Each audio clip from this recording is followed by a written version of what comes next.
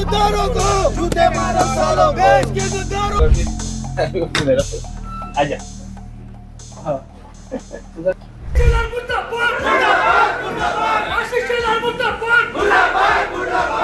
महाराष्ट्र की सियासत में आज फिर धर्म और राजनीति आमने सामने आ गई है।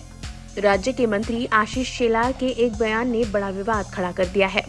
आरोप है कि शेलार ने उत्तर नागपुर में मुस्लिम समुदाय के 8,342 दोबारा पंजीकृत मतदाताओं का मुद्दा उठाते हुए विशेष धर्म पर टिप्पणी की है। इस बयान को लेकर कांग्रेस ने तीखी आपत्ति जताई है। इसी के विरोध में महाराष्ट्र के पूर्व ऊर्जा मंत्री और उत्तर नागपुर के विधायक डॉक्टर नितिन राउत आज दोपहर 12 बजे जरीपटका पुलिस स्टेशन पहुंचे, जहां उन्होंने शेलार के खिलाफ औपचारिक शिकायत दर्ज करवाई। इस दौरान कांग्रेस, युवा कांग्रेस और NSUI के सैकड़ों कार्यकर्ता बड़ी संख्या में पुलिस थाने के बाहर एकत्रित हुए। कांग्रेस नेताओं ने आरोप लगाया है कि शेलार का बयान समाज में धार्मिक विभाजन फैलाने वाला है और चुनाव माहौल को प्रभावित करने की कोशिश कर रहा है। डॉक्टर नितिन राउत ने मीडिया से बातचीत में कहा, किसी मंत्री को संविधान की शपथ लेकर धर्म के नाम पर मतभेद पैदा करने का अधिकार नहीं है। अगर कोई समुदाय विशेष को निशाना बनाया गया तो कांग्रेस सड़क से सदन तक लड़ाई लड़ेगी। थाने में दी गई शिकायत में धर्म के आधार पर नफरत फैलाने और आचार संहिता के उल्लंघन का मामला दर्ज करने की मांग की गई है। इस पूरे घटनाक्रम के बाद नागपुर की राजनीति में हलचल मच गई है। धर्म और राजनीति के इस टकराव ने एक बार फिर सवाल खड़ा कर दिया है, क्या सियासत वोट की गणना तक सिमट गई है या फिर सामाजिक सौहार्द अब सिर्फ भाषणों तक रह गया है। कानूनी आधार IPC की धारा 153A धर्म के आधार पर वैमनस्य फैलाना और रिप्रेजेंटेशन ऑफ पीपल एक्ट की धारा 123(3) के तहत दर्ज की जा सकती है। Model code of conduct MCC चुनावी अवधि में किसी भी सार्वजनिक व्यक्ति द्वारा धर्म या जाति के आधार पर बयान देना आचार संहिता का उल्लंघन माना जाता है।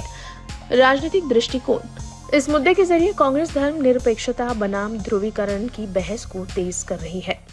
माननीय मंत्री श्री ॲडव्होकेट आशिष शेलार म्हणाले, कारण ते वकील साहेब आहेत आणि त्यांनी जो आरोप केला आहे त्याचं मी स्वागत करतो। कारण एक प्रकारे त्यांनी आरोप करताना देशामध्ये आमचे नेते श्री राहुल गांधी हे वारंवार सांगतायत की या देशामध्ये निवडणूक आयोग आणि सरकार यांची हातमिळवणी आहे आणि या माध्यमातून निवडणूक आयोगाच्या माध्यमातून वोट चोरीचा प्रकार या ठिकाणी होतो आहे आणि विद्यमान सरकार ही वोट चोरीमुळे या ठिकाणी प्रस्थापित झालेली आहे असा आरोप जो त्यांनी केला राहुलजींनी, त्याचं आशिष शेलार यांनी समर्थन केलं आहे। होय, मी आशिष शेलार यांच्या विरुद्ध कंप्लेंट यासाठी देणार आहे की त्यांनी दोन धर्मामध्ये जातीय तंटे व्हावेत, धार्मिक तंटे व्हावेत असा प्रयत्न मुस्लिम दुबार मतदार असा शब्द वापरून त्या ठिकाणी केला, जो अनैतिक आहे, अनियमित आहे आणि कायद्याच्या चौकटीत न बसणार आहे। म्हणून त्याबद्दलची तक्रार मी आता जरीपटका क्षेत्र पोलीस स्टेशनच्या अंतर्गत मी येत असल्या कारणाने त्या ठिकाणी जाऊन करणार आहे। काल मी राज्य निवडणूक आयोगाकडे या विषयीची तक्रार केली होती आणि त्यामध्ये मी सांगितलं की जिहाद शब्द जो वापरण्यात आला तो जिहाद शब्दाचा अर्थच मुळात त्यांना कळलेला नाही। कारण यांनी भारतीय संविधान वाचलं सुद्धा नाही आणि भारतीय संविधानाला हे मानत सुद्धा नाहीत। माझ्या इथला मुसलमान हा जेवढा इस्लामला मानतो तेवढा भारतीय संविधानाला मानतो, त्यामुळे त्यांचा मी या ठिकाणी सन्मान करतो। भारतीय संविधानाने लिबर्टी, इक्वॅलिटी आणि फ्रॅटर्निटीची गोष्ट केली आहे आणि जिहादचा अर्थ जो आहे हा अरबी शब्द आहे जिहाद आणि त्याचा अर्थ संघर्ष आणि प्रयत्न होतो। तर संघर्ष आणि प्रयत्न आपलं चांगलं जीवन बनवण्यासाठी असा त्याचा अर्थ त्या ठिकाणी कुराणी पाकमध्ये त्या ठिकाणी मांडलेला आहे। मी समजतो की तो अर्थ यांना कळला नाही। तो अर्थ हे धर्मामध्ये द्वेष निर्माण करणं, घृणा निर्माण करणं, तिरस्कार निर्माण करणं आणि त्या माध्यमातून धार्मिक तंटे उभारणं यासाठी त्यांनी वापरला आहे, म्हणून ही तक्रार माझी आहे। कैसे हालात बीजेपी के नजर आ रहे हैं, ये मुद्दा तो हमारे नेता राहुल गांधी जी ने जिस तरीके से पूरी हिंदुस्तान में उठाया और एक एक जनता को बताया कि तुम्हारे साथ क्या हुआ है करके, तुम वोट चोर के काम तुम करो और बोलो हमारे नेता को, तुम्हारे को ये शोभा नहीं देता एक मिनिस्टर को, एक मंत्री को, राज्य के मंत्री को इस तरीके से बचकाना। बच्चा भी ऐसे सवाल ऐसे जवाब नहीं करता जिस तरीके से आशीष शेलार ने दिया।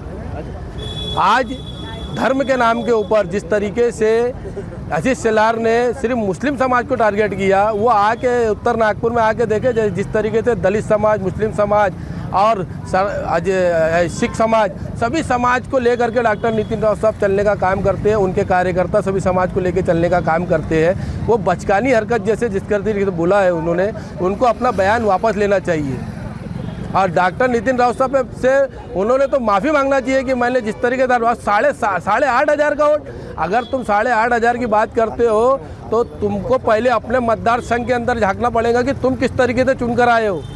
घोटालेबाजी तुम करो, चोरी तुम करो और आरोप प्रत्यारोप दूसरे पर लगाओ। अच्छा हुआ हमारे नेता ने इस बात को 6 महीना पहले उठा दिया था और हर एक व्यक्ति को मालूम है। और ये जब इलेक्शन आता है, जब भी चुनाव के मुद्दे के अंदर आकर के जाति और धर्म का कार्ड खेलती है ताकि ये आपस में बटे। दलित और मुस्लिम का व्यवहार जिस तरीके देखना, उत्तर नागपुर में आके देखे, पूरे महाराष्ट्र के अंदर जैसा व्यवहार उत्तर नागपुर के अंदर है दलित मुस्लिम एकता, उस तरीके से पूरे हिंदुस्तान के अंदर तुमको कहीं नहीं मिलेगा। और वो हिंदू और मुस्लिम को लड़ाने के लिए ज़बरदस्ती हिंदुस्तान के अंदर वातावरण ख़राब करने के लिए अभी महाराष्ट्र में इलेक्शन चुनाव, नगर पालिका, महानगर पालिका चालू होने वाला है। जब ये चीज़ सामने आती है, जब भी उसको ले करके इनके कान खड़े हो जाते हैं और जाति धर्म का कार्ड खेलते हैं। अभी बिहार के अंदर भी इनके बचकाना, हमारे महाराष्ट्र के नेता, मुख्यमंत्री और उप मुख्यमंत्री जिस तरीके से जाके वहाँ प्रचार प्रसार कर रहे हैं, इनको तो वहाँ की जनता सबक सिखाएंगी जब भी। और वो उसी फंडे को लेकर के हमारे राज्य के अंदर भी, महानगर पालिका के अंदर भी इस तरीके के हस्तक्षेप करने के चक्कर में हमारी यहाँ की जनता सभी जानती है कि जिस तरीके से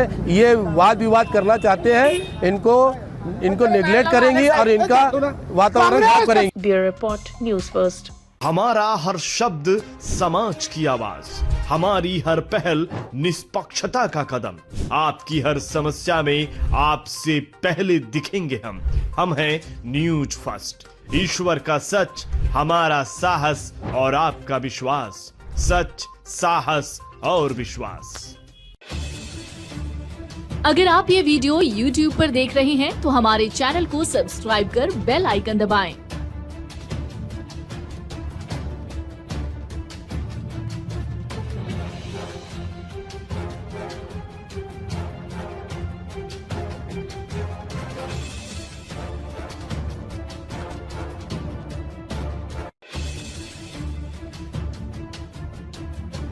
और Facebook पर देख रहे हैं तो हमारे पेज को लाइक करें।